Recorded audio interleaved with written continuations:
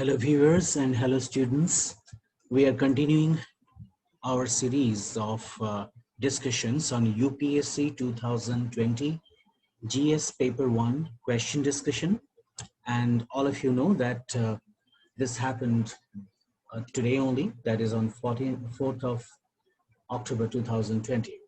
So we are now going to discuss from question number 6 to question number 10. Like we see, question number 1 to question number 5 were mostly on science and technology. On the other hand, we see that question number 6 to 10 is a mixture of general science, technology, and economics. So coming to question number 6, in India, the term public key infrastructure is used in context of. So before we get into this, we need to understand what is public key infrastructure, right? In today's time, whatever commercial interactions are happening, they're happening in the form of e-commerce. Now, what is e-commerce? E-commerce is buying and selling of the product or services over the electronic systems that uses internet for the purposes of communication and computer network. We also have e-government today. E-government deals with the use of information and communication for providing better services to the citizens and interacting with them.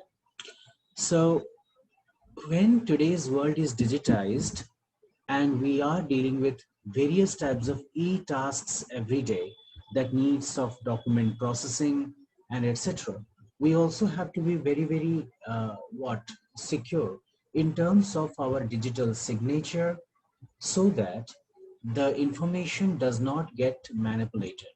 So PKI, public key infrastructure, is an umbrella term for a technology that allows users and devices of the world to create trustworthy relationship. That means parties who are using digital equipment, they will be using cryptographic key. Cryptography means you try to send the information in a codified manner, okay, particularly for the user device. So this is connected with the digital security. So in India, public key infrastructure is connected with digital certifications, cryptographic key, digital key, etc. So now look at the options given. A is the valid option, definitely. Food security, no. Healthcare education, no. Telecommunication and transportation, no. However, telecommunication sector may use certain digital security features, but that doesn't indicate PKI. For PKI in India, it is public key infrastructure, which is the digital environment or digital world. So the answer would be undoubtedly A. Now, let's go to question number 7. Question number 7 is taken from botany, biology actually, not botany. It is taken from cell biology. Which of the following statements are correct regarding the general difference between plants and animals? Plants or animal or cell, how are they different from one another? Plant cells have a cellulose wall, while animal cells don't. It's correct. Plant cells do not have plasma membrane, while unlike animal cells, which do. Now, we know that plants definitely have a cell wall, but below that, they also have a membrane. So if we say that they don't have a cell membrane or plasma membrane, this is incorrect to say. So point number 2 is incorrect.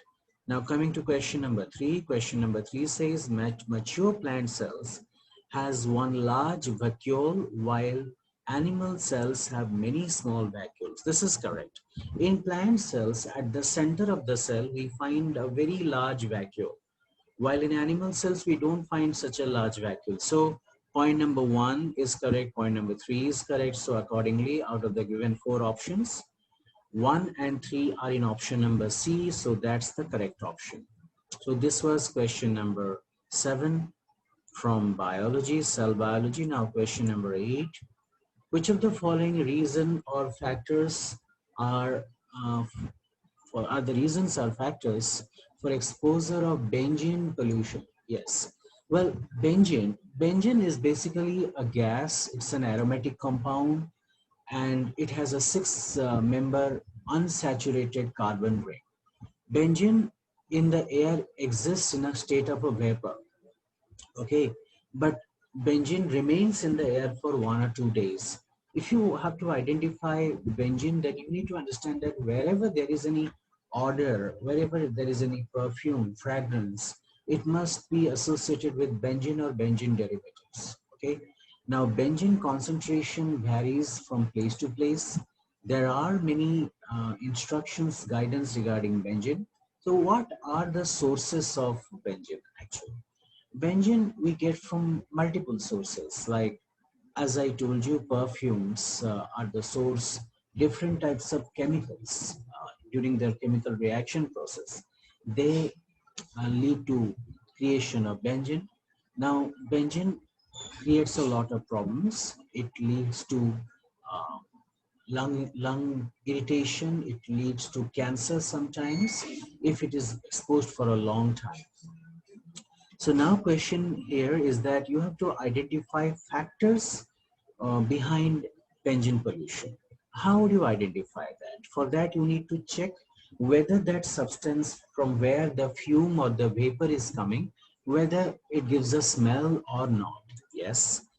Automobile exhaust, yes, they do have benzene. Tobacco smoke, yes, they have benzene. Wood burning, yes, they have. Using varnish wooden furniture. Varnished wooden furniture means the wooden furniture which is polished. This polish which is being used, varnishing which is used, that also releases these gases. Using the products made of polyurethane. So polyurethane is something that probably may confuse you regarding whether it should be there or it should not be there. Question also comes here that when we burn wood, what are the gases that come out of wood? Is it primarily benzene or other types of gases? So if we see that when wood is burned, benzene only comes out in case of aromatic woods like sandalwood and etc. But commonly, when wood is burned, the common gas is carbon dioxide, then sulfur dioxide, nitrogen oxide. Benzene, if it is there, it is rare occurrence and is also of a very less quantity. Okay, so in this way, although we shall consider that benzene gets released from wood burning, it would not be a major source. So can we say that it is going to be a contributory to the pollution? No, definitely. So this option does not sound good to the ears. Now let's understand what is polyurethane. Polyurethane is primarily a kind of wood finish. Like you might have seen when you go to the market, you can ask for certain polish, wax-like polish. These wax polishes are called as polyurethane. Polyurethane is a varnish. Now, does polyurethane varnish release benzene? That may be a question, right?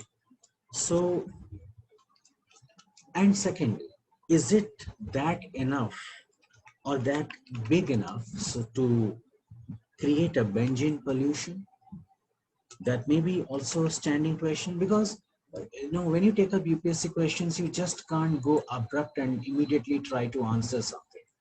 Like this question has been forwarded to me by one of my students. I think he has done a mistake here. Okay, well, varnish and polyurethane are commonly used like synonym, but there is much difference between these two in terms of the chemical constituent. Polyurethane varnishes, although give a shine to the plant, they do not they are not like the traditional varnish, which contains a lot of benzene as a solvent. Polyurethane actually is moreover water-based solvent. So benzene, which is a solvent in case of common varnish. In case of polyurethane, polyurethanes varnishes don't use benzene as a solvent, so it cannot contribute to the pollution. So in this way, you can immediately neglect or discard option number 5. Now the instruction directive that is given to you is that select the correct answers using the code given. So I told you in wood burning there could be benzene, but only in aromatic woods, which is very less. We don't burn sandal every day. Similarly, polyurethane, although is a wooden varnish, it does not produce benzene because it doesn't have a benzene as a solvent. So it cannot be. So now the student has marked the answer incorrect. The correct answer for this would be 1, 3, 4 only. That is option number C is the correct answer. Now we shall go to question number 9. If another global financial crisis happens in near future, which of the following actions or policies are most likely to give some immunity to India? This is taken from Indian economy. This question is taken from Indian economy. And with little common sense also, you can solve this question easily. Why do global financial crises happen? Global financial crises happen when the countries are not able to repay their debt, they're not able to trade properly, or maybe the investment that they carry out in the market that is lost. So like we had the economic meltdown in the USA, how India could be immune? Well, not depending on the short-term foreign borrowing. What is my short-term foreign borrowing? The borrowings which are done for easy annual infrastructure development for short periods. Now, short-term borrowings are generally huge in size, but the fact is that you are not going to make a big benefit out of it in a long term. Opening up more foreign markets, okay? Opening up more foreign banks, not markets, foreign banks. So if you're going to open more and more foreign banks, then the foreign capital, foreign banks are going to create a savings for the Indian people. Third, maintaining full capital account convertibility. What is capital account convertibility? That must be a question coming into your mind. Capital account convertibility means a nation's finances that center that depend on the ability to conduct transaction of the local financial asset to foreign financial asset freely. That means capital asset liberation. So whatever local assets are there, we should be able to convert it into foreign currency and use it for foreign transaction. So if the global financial crisis is happening, if we maintain capital account convertibility, then how is it going to affect? How is it going to provide us any immunity? Does it have a chance? Local merchants will conduct the business without the necessity of a foreign currency. If this happens, so that means the foreign currency exchanges are not required to handle small transactions. So definitely, in case of global financial currency, it helps. Opening up more foreign banks, will it help? No chance, because already the foreign companies are in crisis. So you, by creating banks and depositing the money with them, you may not get immediate returns. Not depending on short-term borrowing, will it help? Will it help? short-term borrowings, foreign borrowings, are useful for development of the infrastructure and other associated facts. But how is it going to provide a protection or immunity to India? That doesn't sound very convincing. So the correct answer would be 3 only. Maintaining full capital account convertibility. It will create an infrastructure by which the local asset and the local currency market without depending upon the foreign market can operate. So my answer would be 3 only, that is option C. Now 10th question. If you withdraw 1 lakh rupees in cash from your demand deposit account at your bank, the immediate effect on aggregate money supply in the economy will be to reduce it by 1 lakh, to increase it by 1 lakh, to increase it by more than 1 lakh, to leave it unchanged. So now before you answer this question, first you have to understand what does it mean by demand deposit. Deposits could be of different types. One is a term deposit, another is a demand deposit. In term deposit, it is also called as time deposit. Investment is made for a prefixed period. Because when you begin, you make up your mind, okay, this is the fixed period for which I'm going to make the deposit. Otherwise, we call them to be fixed deposits. So that may be few months, few years, and after that you get a good amount of money in return with the help of the interest. While demand deposit is a more of a flexible type of deposit. Here you are not bound by with any particular term. You're not bound by any particular term. You can easily access at any point of time. Now, when you withdraw 1 lakh rupee from your demand deposit account at your bank, what is the immediate effect on aggregate money supply of the country's economy? So now the question is being extrapolated to entire country. Okay. Well, so for this, we have to think in this way, that when there is, when the question is about money supply in the economy, demand deposit are considered to be a part of a very limited money supply. So with the help of the check, with the help of the demand draft, you are going to take the money.